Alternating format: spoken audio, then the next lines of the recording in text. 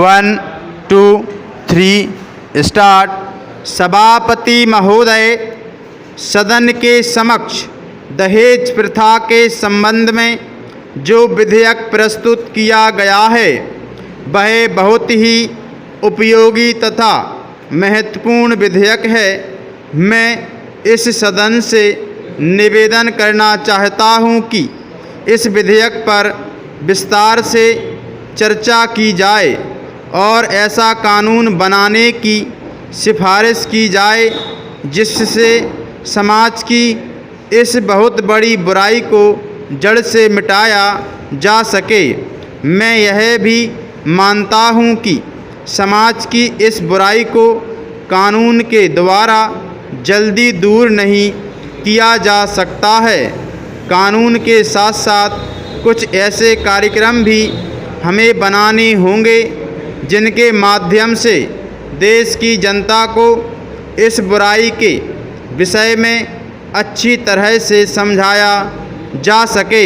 दहेज प्रथा पुराने समय में हिंदू धर्म में प्रचलित थी, लेकिन अब धीरे धीरे यह प्रथा सभी धर्मों में बीमारी की तरह फैल चुकी है और अब धीरे धीरे एक व्यवसाय का रूप ले चुकी है।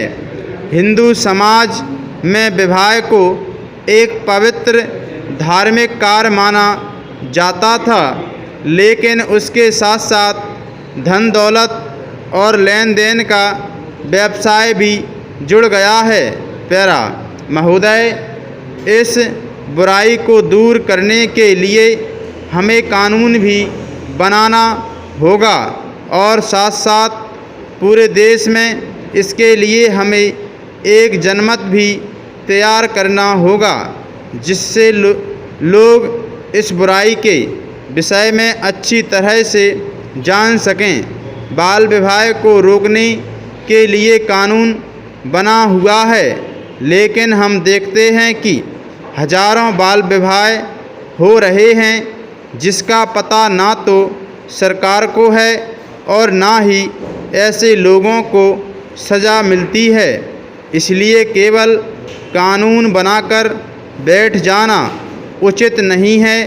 सरकार को समय समय पर इस बात का भी पता लगाना चाहिए कि कानून का पालन हो रहा है या नहीं।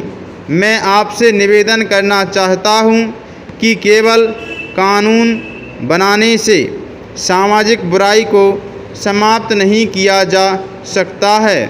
इस प्रकार की सामाजिक बुराई को समाप्त करने के लिए हमें समाज में जाकर कार्य करना होगा।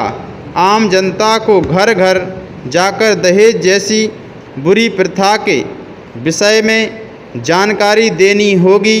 उन्हें यह भी बताना होगा कि यदि दहेज प्रथा को समाप्त नहीं किया गया तो उनका विकास कभी भी नहीं हो सकेगा और वे सदा गरीबी में अपना जीवन जीते रहेंगे।